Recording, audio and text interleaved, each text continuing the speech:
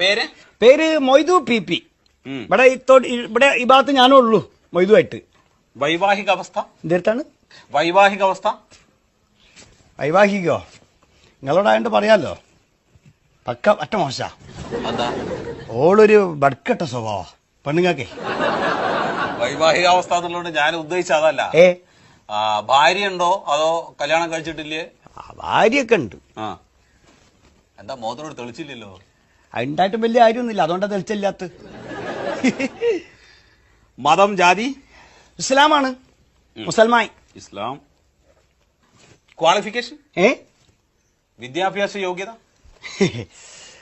അത് പിന്നെ 4ാം ക്ലാസ് തോറ്റതാ.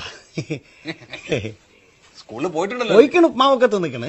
അങ്ങനെ വല്ലാണ്ട് കട്ടിയിലൊന്നും എഴുതണ്ടായി, അങ്ങനെ നോട്ടായി. പോകാൻ പറ്റിയില്ല, അതുകൊണ്ടാ കഷ്ടപ്പാടൊക്കെ ഇനി.